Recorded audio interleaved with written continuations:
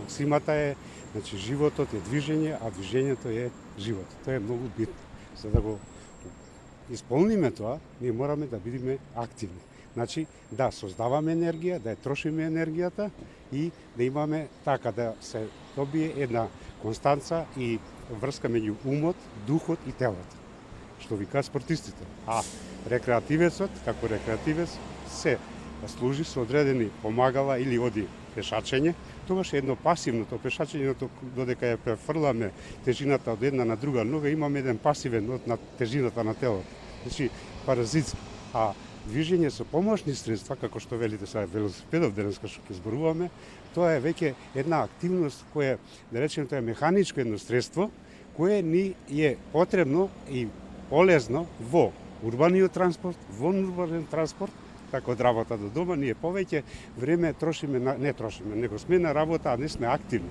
А така побрзо се старе. Ако се активираме со, како што рековме денеска, тоа ни е темата, со возење на велосипед, тоа значи дека имаме преносен механизам кај велосипедот жапчаникот и има модерни велосипеди сега, имаме и рековме преска дека урбан транспорт, патеки за велосипедистите и се овозможува да се оди до работа, до школа и над 40 години и помладите да се активни со возење на велосипедот. Што кажуваме тука? Тука ние седиме и возиме, се транспортираме телото. Со тоа што ги активираме мускулите, ги освежуваме движењата во зглобовите од нозете и се снабдува повеќе мускулатурата со кислород и потребната енергија што е потребна за мускулатурата и да имаме енергија за својата работа и живење. Физичката неактивност всушност е голем причинител и за зголемување на смртноста кај популацијата. Па како би го протолкувале тоа?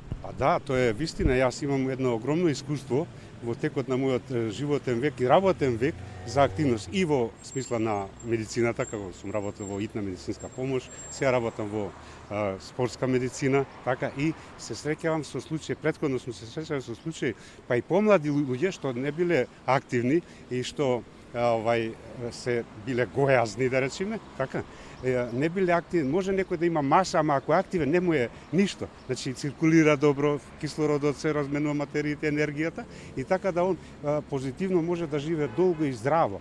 А ако сме пасивни, ако не се движиме, ако не сме активни, тогаш доаѓа, значи, се зголемуваат од досада, што ќе правим? Ќе пуши, цигари ќе пуши. И тогаш повеќе се оптеретува луѓата, така и добиваме, видите, имаат бронхити, хронично обструктивни бронхити, астми, и викат, мене алергија ми. Па не мора да значи дека е све алергија, така? Значи, неактивност и немате добра вентилација и тогаш имаме бронхити чести, отпорноста се намалува.